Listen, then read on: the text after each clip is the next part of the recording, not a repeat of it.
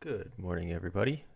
We are about to watch game one of the OCS top 16 matchup between Nick and Paul. Aeneas 23, Nick, the dark side CCT player at the top of your screen, and Paul, the light side HITCO player at the bottom of your screen.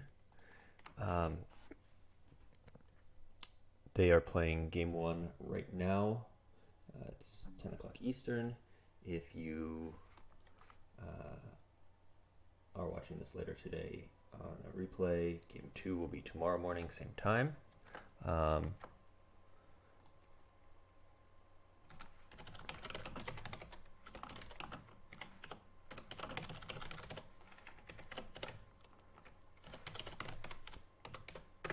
And as far as this matchup, the first interesting thing to note is carbon chamber testing is a really popular deck right now. Uses any methods necessary to get Despair and Boba Fett, and it plays Fett and his gun and uses the gun to relocate Fett over to the audience chamber and flip, and then hopefully gets out IG-88 and starts doing use or force pile pulls and all that sort of fun stuff. Interesting though, pmyers uses HITCO and always uses HITCO, I think, in his however many games it is in the OCS, 12, how many months there? February, March, April, May, June, 7? Is it 7 months? 7 months of the OCS, 12, 84 games? Half of those are light side, so 42 games. He probably played all 42 with HITCO. So if you're Nick, you have to put him on playing HITCO, even if you're like, well, maybe he audibles, so I don't sell out completely. You got to put him on HITCO. And the other thing about it is, JNAP. Morning, Cal. Morning, Jared. Jared says he thinks he played it exclusively April to August, so maybe not February or March, but I recall playing him in the early months, and he had HITCO at that point as well. So I don't know if he did switch between other decks, but okay. JNAP says he played Hunt Down as his Diplo in February. So maybe not all 42 games for light side, but certainly the vast majority, 30 plus, and definitely the last 5 months of the OCS was just HITCO. And more tellingly, more interestingly, I guess, is it's a HITCO using I Must Be Allowed to Speak, meaning anytime he plays Chewie, Leia, Luke, Lando over to Tatooine, he gets a use pile pull and pulls good cards to beat you up. And any sort of light side mains, whether that's Throne Room or HITCO or some other variant, but any other light side mains that uses I Must Be Allowed to Speak is strong against a scum deck. They can, whoever takes the audience chamber wins the game, and light side with mains can fight against dark side pretty well, and it can go either way, with light side maybe slightly favored, and then when you add in use pile pulls, light side becomes a lot more favored. And so it appears to me Nick picked a deck that just plays into pmyers' strength of just playing mains and throwing them at the audience chamber and then getting use pile pulls. Also, HITCO, I think, can be even worse at times than Throne Room for scum, depending on what tech you're running, because it, like my father before me, makes Luke totally immune to disarmed. So if you are playing scum against Throne Room, you might pack in a few disarms, and if you can operate on a Luke, or at least disarm him, even if you don't have the doctrine to operate, and get rid of a Luke Saber, and you can do that with Anakin Saber, and you can whittle down the weapons. It's a little bit better of a fight. But when you've just got this tank Luke sitting there, immune and adding one to every destiny, and um, immune less than 6 or 7 attrition, immune to disarmed, it's tough. So I'm surprised Nick picked this as a dark side. I'm wondering if he has a lot of tech, though I don't quite know what that would be.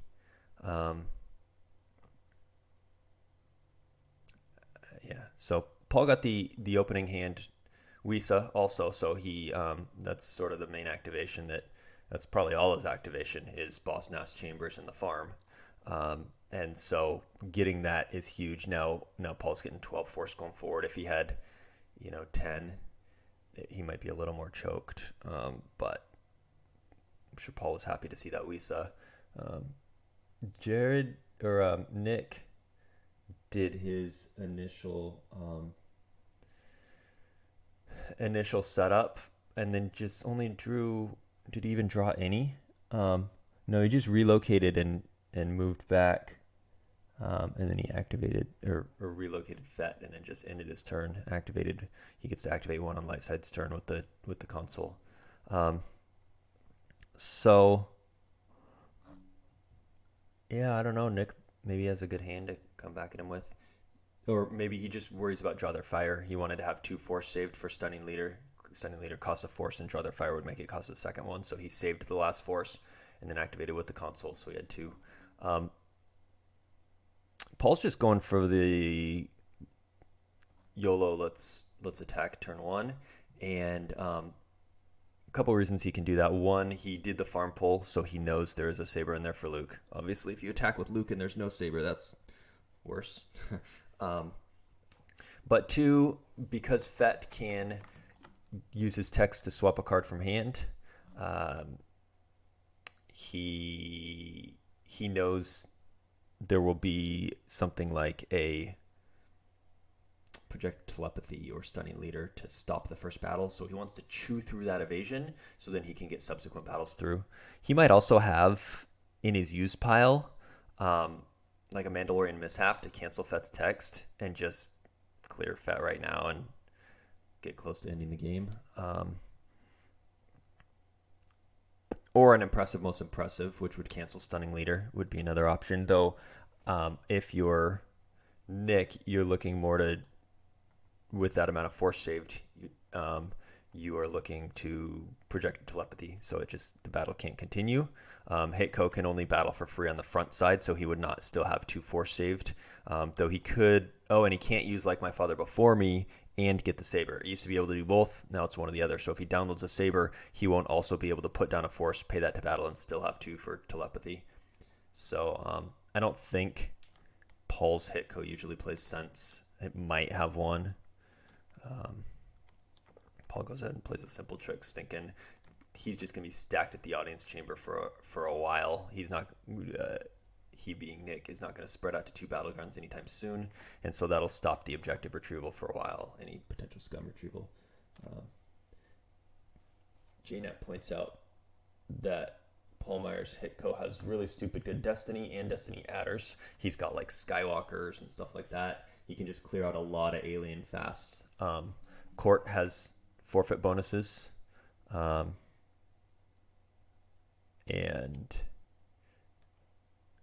he plays a saber from hand. I don't know if he used pile pulled that or just happened to have it. That means he can, if he thinks about projected telepathy, do Like My Father Before Me. Okay. Nick takes He's All Yours Bounty Hunter into hand so that Fet can get a Destiny if his evasion is canceled. I guess right now he's not worried about Draw Their Fire. I wonder if Paul will remember to use Like My Father Before Me. It'll put his hand size quite low, but it means projected telepathy can't cancel it. Nick will have to use his Stunning Leader and lose 2 to weapons display. And Nick should probably be pulling some shields for this, though I don't know if he wants secret plans right now. Obviously, if Fet survives, Coward would be a little better, but Paul's not going to pay to retrieve heading anyway, so secret plans is probably better long run. But yeah, with court normally gives all the bounty hunters forfeit +2, but there's no forfeit bonus with CCT. So when he's got all those guys in the audience chamber, if General Leia and Screaming Lando come out, and then Skywalkers and leadership is played, and he's suddenly drawn 5 destiny and hits a dude, and suddenly, you know, six aliens are cleared. He's got a bunch of 5s and 6s, and so he did use Like My Father. He is thinking of exactly what we're talking about. He puts a card down, pays 1 to battle. Fett here will swap. Uses text, I'm sure. No. What? He plays Stunning Leader as the first action. Why? Okay, so that was a mistake. Like, at some point you want Fett to use his text, right? And you might as well have the good card now rather than later, and you don't need Slave 1. Like, I mean, yeah, if you have Jabba's Haven and you're like, I'm going to pull Nahada for the activation, and I got a super cheap alien pilot, I'm just going to go like Wolf and Slave 1 for 4 force there. It gets me a second battleground for simple tricks and any free drains, but you can't even afford the 4 force early. You just have to go so hard at the audience chamber. You wouldn't even do that. So right now, he should be swapping that Fett ship from his hand, which is, yeah, and he didn't even pull a shield. So Paul gets that card back for free.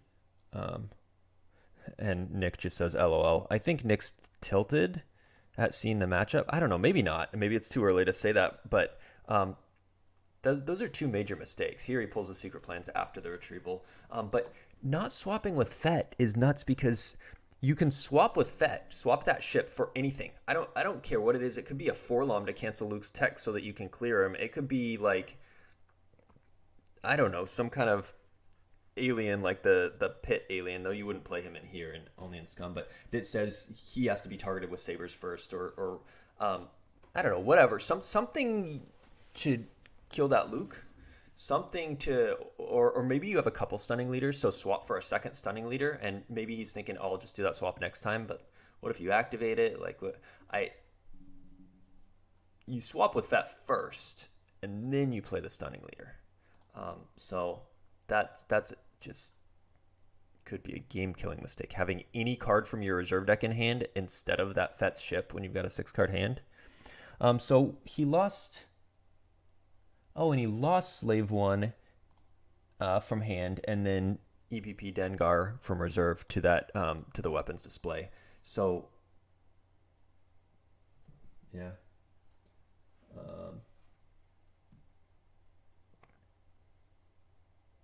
Yeah. Kyle, that's a great point.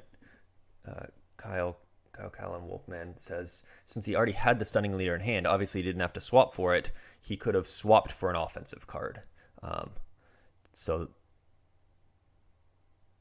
normally you have to swap for that evasion, right? You don't have an evasion in hand and you need to stop that battle, and so you swap a card, and you have to waste it on stunning leader. Since he already had the stunning leader, he could have swapped it for anything.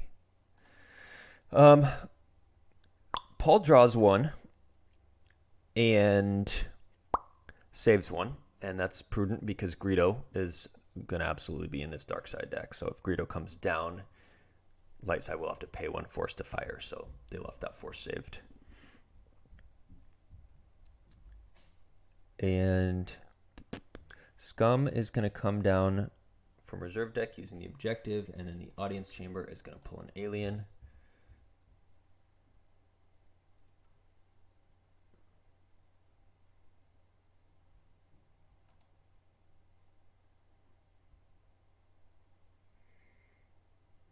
Looks like there is some spam in the chat, which I don't know how to delete.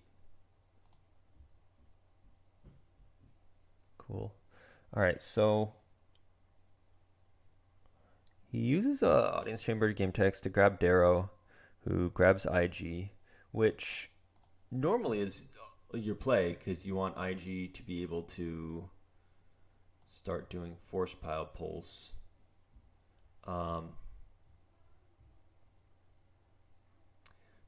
But And there's the Greedo. I think it's such a battle against HITCO that I don't know that. I mean, maybe he's got extra stunning leaders. Like maybe he's like, all right, if he plays HITCO, I'm just gonna hope I find my Decree V early and just sit here and play like 3 stunning leaders and just stall until I can build the biggest stack. But even then, yeah, so we're just going to move phase. This pile's not going to do anything against Luke and a friend. Even if he stalled and built just a huge pile of stuff, the way Paul's HITCO is built with all the Destiny adders, I think he can easily challenge that audience chamber. Whereas some light sides, even some light side mains, would have to run from the stack of everything.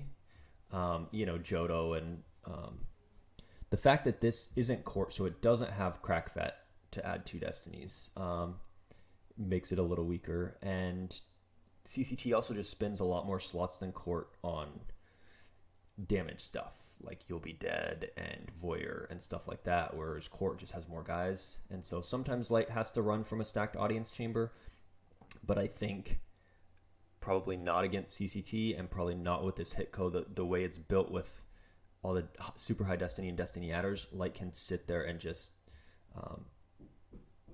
clear out a lot of stuff. So I think this is easily going to be a win. I mean, plus 20 is an easy prediction to make, but it could even be like 25 to 30. Like I could see a 28. I would not be surprised right now if he won by 28 because Dark just can do nothing. Like light just takes the audience chamber, just drains a ton there, and eventually Dark's plan at that point would be like run on the ground, like go here or here and go to the system, and then like try and get a spy like Aff or a Probot over to the JCC or Boss Nass and try and do damage by being in a battleground site system. So you're at 2 battlegrounds, draining for simple tricks, draining free, and kind of going wide, just to cut the diff. Because otherwise, light's just. I mean, I think we're going to see something similar to that if Dark can find spies, because it's hard. I don't know. Maybe I'm being too pessimistic. Maybe Nick has some tricks up his sleeve, but I think this might get ugly in terms of final differential.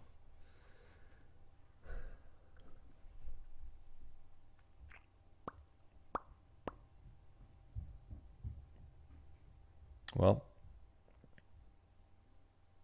the other deck, I'm a little less confident on what Paul played for Dark throughout the season. And Nick, I don't know, because I think he plays multiple different decks. But Paul, I think, mostly played Imperial Entanglements.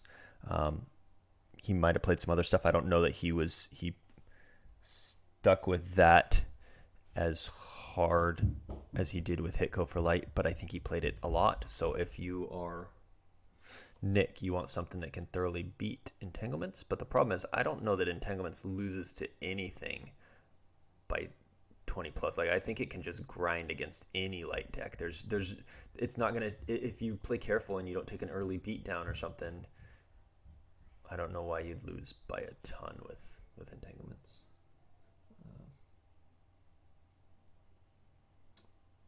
And Nick makes a comment in the chat saying, "Eesh, should have played ISB."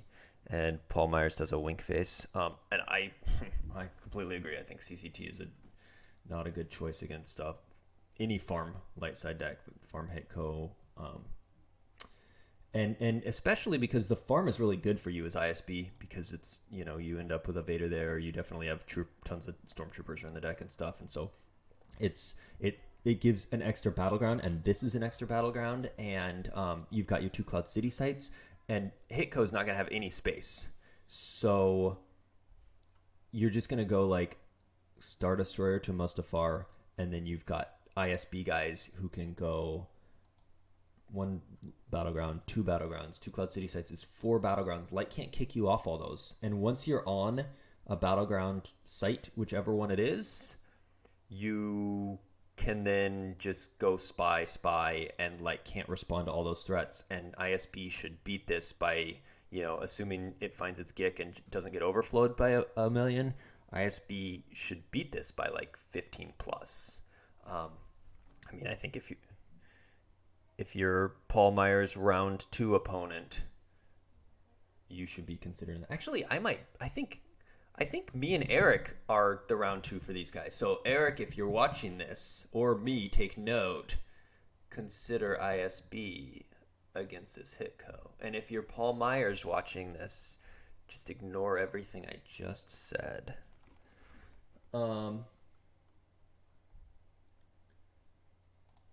So let's see. General Jar Jar came down, and he's just like, he just blows up droids. He's not as good at the other one as blowing up droids, because the other one gets a +2 versus their destiny because IG has no ability. But this one doesn't die. This one like stays there if he blows up the droid. And Paul Myers' destiny is so high that destiny +1 greater than Scum's destiny should be fine. And then it just blows it up and Jar Jar stays, and then he can use his leadership to add a destiny with him or whatever. So yeah, Ryan Searson says he loves CCT but surprised he picked it knowing Paul played HITCO, and Joker King agrees that Court's probably better than CCT here, all the characters and that sort of stuff. Yeah, it's definitely a tough match. Yeah, Kyle says it could get out of hand really fast. I think so. I think it could easily, be 25 plus. It's gonna be tough. Cal says I should make you moderators to deal with the chat spam. I don't know how to do that. Sounds fancy. Like I'd trust any of you to be moderators. Probably ban me for something. Let's see. All right, so Lando comes down. So now we're looking at. All right, he's going to hit a barrier. Interestingly, no barrier on the Jar Jar. I'd almost be more worried about that, because if you could keep IG alive for a few turns, of course, if you're losing everyone else along the way, I guess it doesn't matter. But if you can keep him alive and be pulling your stuff, but Jar Jar's such a risk. So Lando will come down. Paul's debating grabbing. He does want to keep enough force for that potential projective telepathy, because Fett still hasn't done his swap. So he's debating, do I grab that or not? I think you probably don't, because I think, well, I guess as HITCO, there's less grab targets, right? Because Dark Time doesn't matter to you the way it does against Throne Room. But Voyeur is still annoying. Artillery could potentially be annoying if there's no you'll be dead, so it's used and they're just like running and pinging. But yeah, I don't know. He opts not to grab. I think more to save the 1 force this turn, which I agree with. So that Lando comes down. All his guys notably are deploy +1 there at that audience chamber because of despair. Lando gets him a used pile pull. I wouldn't be surprised if it's another character to get him a used pile pull, like a Chewie with Bowcaster or a General Leia. Not that he has a force right now, but for next turn, follow up with another Leia, a used pile pull, Battle Skywalker. So I think right now, if I am Paul, I battle. I let Lando be excluded, lose another 2 to weapons display. Luke's only immune less than 6. So it would be a bummer if he drew Maul Sith Infiltrator or Artillery. But if he doesn't draw one of those two, you battle. You get a chance to blow up Jar Jar. If he doesn't draw one of those, you only lose Jar Jar. You hit a guy, and you kill another one to attrition, and he's left with very little, and you're left with Luke and Lando. So I think that's worth the risk of him not drawing. If he does draw a 6 or 7, you lose Luke, and then you're left with these 2, which you still get another chance to blow up IG, and you get 2 destiny. And so I think you definitely battle here, even though Lando's barriered. And then I think, he used Like My Father before me. He's getting low in hand, cards in hand. He's down to 5, but battle, pay 2 for projective telepathy. If he plays that, I don't know that he would with I think he'd have to fet swap for something offensive, because if light has the 2 force, you swapped for a card that says make them use 2. And you'd rather have a better card than that. So I think... So he does battle. Lando's excluded for barrier. Weapons display makes him lose search and destroy and Forlom from his reserve deck. See, Forlom would just be a good card to have in hand, and if he had done the swap, because he deals with Lando easily. Like, he wouldn't have had to use a barrier on Lando. You barrier Jar Jar. You've got Forlom sitting there. You can blank Lando.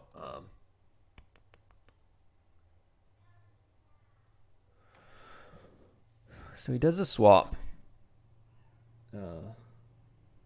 Yeah, he has not burned. Keith says, just no gifts. Well, only, I have to add the Keith Faith emoji, though. Yeah, Joker King asks if that's still active. Yeah, he in the first battle, he had Stunning Leader in hand, so he did not swap. What? Did he not swap again? Did he not know Vet can swap? Did he swap for Stunning Leader and I just missed it? Maybe he did. Maybe I'm harping on something that just, like, didn't... I hate how it scrolls to the bottom when you don't want it to.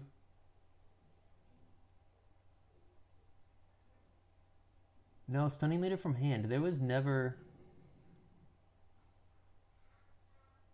Yeah, he once again did not Fet swap. All right, so he swings it, or he goes for IG with Jar Jar and draws an Obi versus they're still coming through, and so he misses, which is huge for Dark. Wait, JNAP says he did swap. How am I not? Okay. Someone like observe this game and scroll up, because it's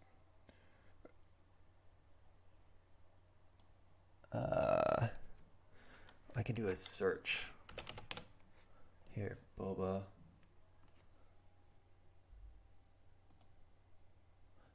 So let's see, he used the blaster here. He excluded with stunning. He transferred the blaster. Oh, here we go. This time, this battle he swapped. Okay, yeah. It just scrolled too fast. It was right before the Jar Jar. Okay, so this battle he remembered. Cool, thanks, Jared. All right, so Jar Jar misses.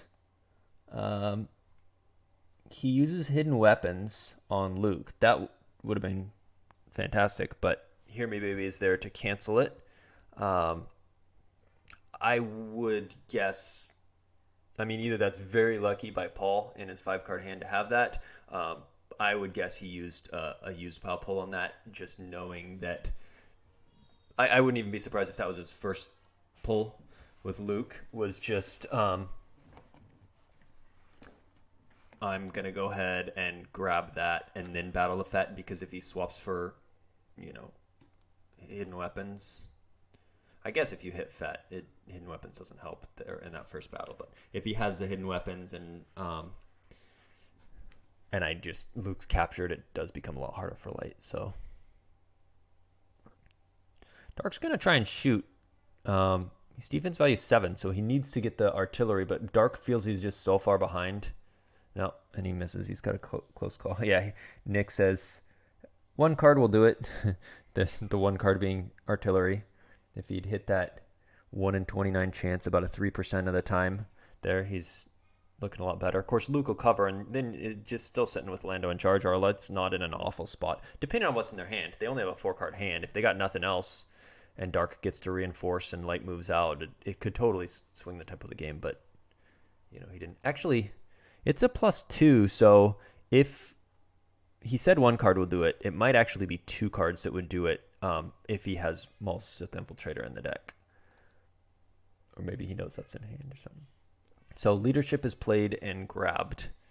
And I think that's a decent grab against this deck. So Luke swings and hits Fett. I don't know why. Well, I guess Fett's forfeit 6. Nick says, so how do you beat ISB? He tries to get a beat down in. But yeah, I played ISB versus Paul early in the OCS February or March, and my ISB beat this HITCO.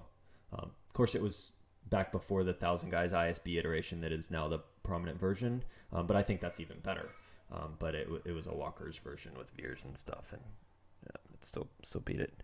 So Light draws a total battle destiny of 10 because Luke added 1 to each of them. It drew a 4 and 4, which became so IG's dying anyway. These will each only cover 4. That's 8. IG covers 9, 5. It's going to clear the whole audience chamber. IG's 5, and they're both 4. So everything dies because of, like my father, adding 1 to each destiny. Captive's going to get freed. Despair says that the objective can't be placed out of play. It can't be flipped back. So that'll stay there the whole game. But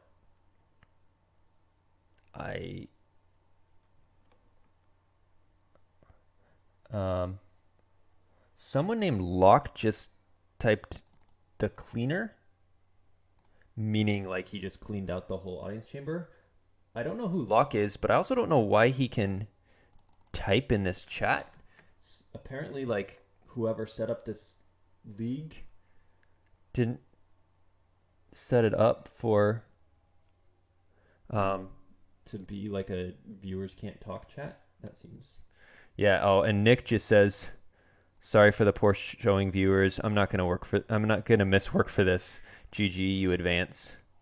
Paul says, no need to apologize. It's all good. And he says, I can't beat you by more than you'll beat me. Yeah, Light's about to win, because Light's going to be retrieving every turn too. Light's easily going to win by mid-20s to upper 20s. So congratulations, Paul, for being the second person to advance after Drew Coffee Pass advanced over JNAP last week. And now Paul is our second person in the top 8.